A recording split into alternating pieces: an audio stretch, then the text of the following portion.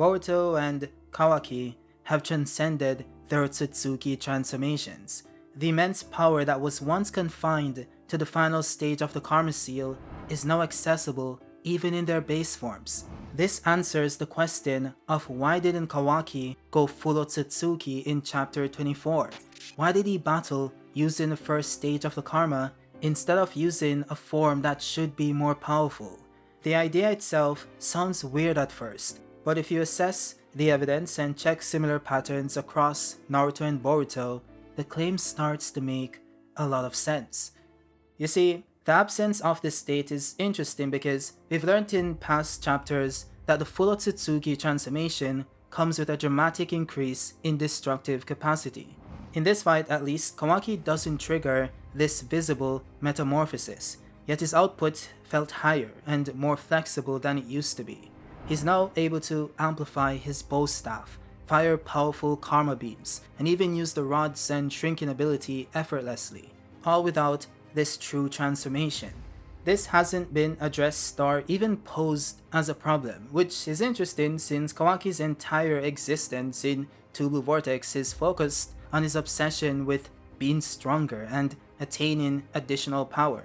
One would assume that if he truly wanted to take down Jura, he would have done it in his strongest form. Even if he believes that Jura is still stronger than him, it doesn't make sense to intentionally enter that battle in a far less powerful state, since that would make it easier for Jura to defeat him. So the answer can't be that he just decided not to because he knew that he still wouldn't have won, since that power increase would also serve to protect him.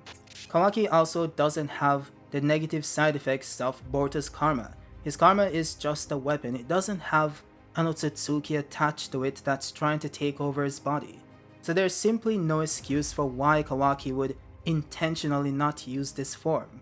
Well, aside from one. You see, the real answer to the question is that Kawaki and Boruto by extension have evolved a functional pathway to access the full Ōtsutsuki power provided by karma without needing the body transformation that used to be present. The form itself not only became unnecessary but also potentially inefficient for them. That is the thesis, at least. First, let's define a few terms. The full Ōtsutsuki transformation is the visible, often body-altering state where an Ōtsutsuki's power overtly remakes the user. New eyes, alien physiology such as protruding horns, etc., and also the ability to better perform the godlike powers associated with Ōtsutsuki. The Karma Seal is the biological compressed imprint that carries an Ōtsutsuki's data, chakra, and technology. It grants abilities by rewriting the user from the inside. Historically, users could either rely on the karma's incremental form, such as the first stage, true essence, or in some cases, be subsumed into a near-complete Ōtsutsuki vessel state, where the full transformation happens. So what I'm saying is that Kawaki and Boruto, in his way, have reached a point where the first stage of the karma can output the same powers as the old full transformation, but without the visual takeover. Think of it like an operating system plus a library of drivers and device firmware. Initially, the Karma Seal operated in very limited ways: bursts of chakra, partial abilities, and the extension of the pattern itself. In other cases, like Momoshiki's full control over Boruto at certain points, the Karma Seal acted as not only just a booster but a full transfer of Ōtsutsuki consciousness and physiology. But the core technical point is that karma can be in different states of expression. It can give incremental function, or it can also override the vessel completely. What the current situation shows is that the incremental functions have matured. Kawaki's karma now functions more like a direct interface, enabling high-level outputs while leaving the host identity intact, which was always the case for Kawaki when it comes to his consciousness, but now it also applies to the body as well. That is why Kawaki's fight with Jura lacked the spectacle of an overt transformation, but still showed a major jump in combat effectiveness, and we've seen this phenomenon take place in other instances as well. For example, Kawaki is now able to use Ishiki's dojutsu in base, even without first activating the Karma Seal, which is kinda redundant since that's what being in base means. But anyways, the point is that access to the powers of the respective Ōtsutsukis getting easier with time.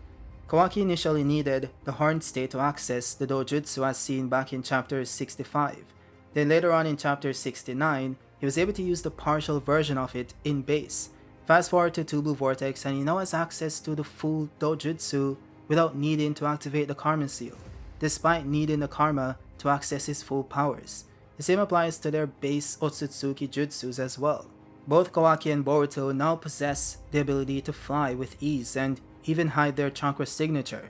This signifies that they've both become more in tune with their Ōtsutsuki nature, which is now at the core of their genetic structure. Now, a good follow-up question would be how or why? Why would that happen biologically or even technically? Well, there are two reasons: maturity of the karma imprint and integration. First, karma is biological data derived from an Ōtsutsuki. Over time, with repeated activation and exposure, that imprint can compile into a more efficient runtime inside the host. The more you call a routine, the more optimized it becomes. In computer terms, repeated use triggers compilation and caching. The result is that what used to require heavy overhead, a full transformation, is now expressible as a lightweight API per se, which now just refers to the general use of the karma. Second is integration. In Kawaki's case, Amato's tech and earlier Ishiki-derived coding from the karma changed the host environment. Kawaki's body, a hybrid of human tissue, cybernetic enhancements, and Ōtsutsuki-derived cells, has undergone changes that allow karma to address chakra pathways more directly. That reduces the need for dramatic reconfiguration of the physical form. Everything is optimized to allow for easier use over time. The body has the components to make that happen. With that said, as per usual, let's compare this to a few analogies inside the Naruto-Boruto universe. In the original Naruto manga, Naruto's relationship with Kurama, the Ninetales, went through stages. Naruto at one point needed the full cloak transformations, visible chakra arms, and a clear externalized mode to utilize Kurama's power. Over time, as Naruto matured and as his relationship with Kurama improved as well, he gained the ability to use Kurama's chakra more fluidly, without the same visual signifiers every time. For example, Naruto relegating the chakra cloak to just his hand in Naruto the Last instead of undergoing the full transformation, or even manifesting parts of Kurama instead of the full body avatar. This isn't the same technical system as karma, obviously, but it's the same theme. Powers that once required a more pronounced visible switch can become integrated into a host's baseline output through training and adaptation. Another example of this would be the Susanoo. It's said that one needs to master both their mangekyos to use it, which of course attributes access to this jutsu on the basis of one's access to their mangekyo Sharingan.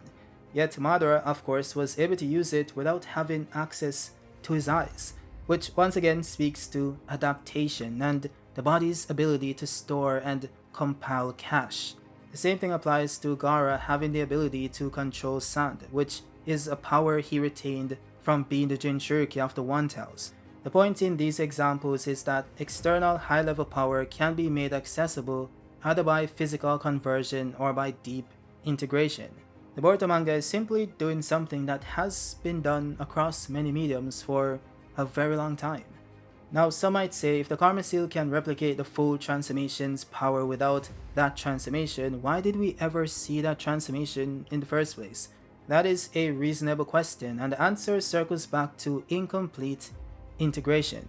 Initially, Karma was raw and experimental. The host and the imprint had not matured. The full transformation was often a blunt instrument, a guaranteed output, but at the cost of identity and control. As the vessel gains more experience with karma, the interface itself optimizes. The imprint can offer the same outputs in a way that requires less physical change. That is also why Kawaki seems to be more skilled. He's able to counter Jura's attacks using his augmented bow staff, shrinking tactics, and a powerful karma beam that does heavy damage. It highlights that Kawaki's output is significantly enhanced without going full Ōtsutsuki, and even Jura himself was able to notice this. And since Kawaki also makes no mention of this higher state, It seems that he himself understands that he's already wielding all the power that he's able to muster, thus him once again going to Amato for another increase. Now as for Boruto, his karma seal has always been different. It's Momoshiki derived and carries his essence. Yet Boruto's evolving relationship with karma follows the same trend as Kawaki's. The two of them represent two different paths to the same endpoint. Boruto's is cohabitation with Momoshiki, and Kawaki's is a technical graft-based integration with Ishiki and Amato's technology.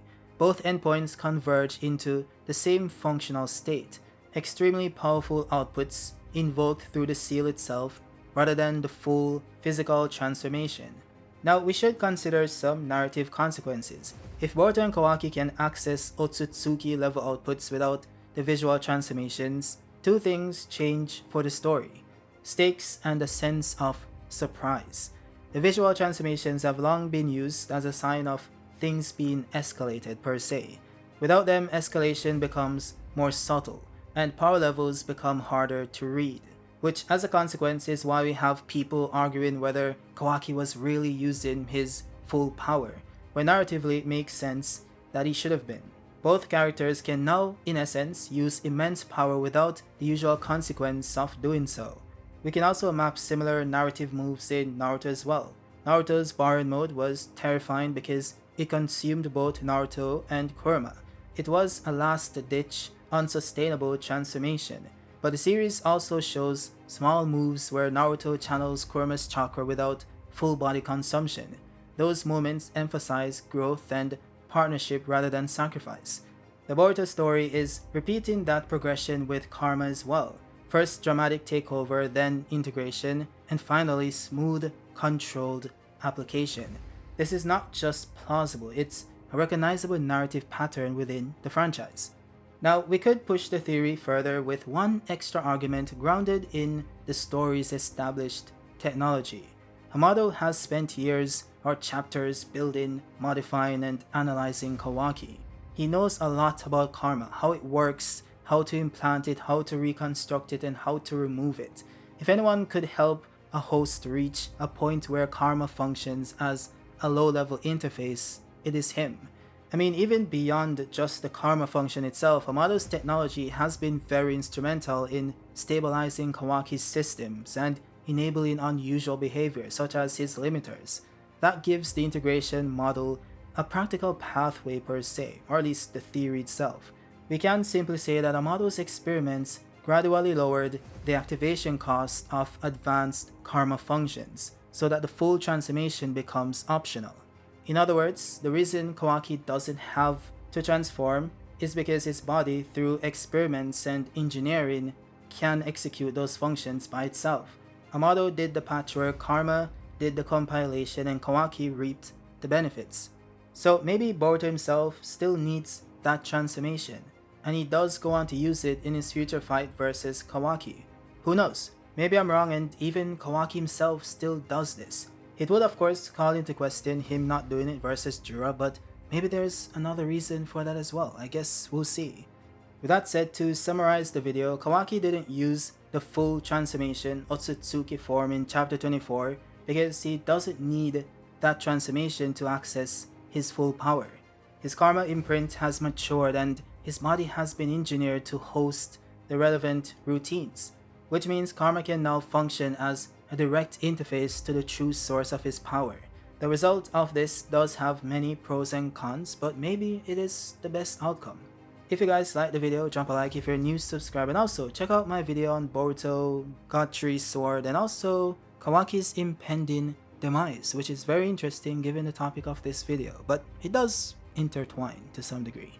Anyways, I'll see you guys soon. Peace.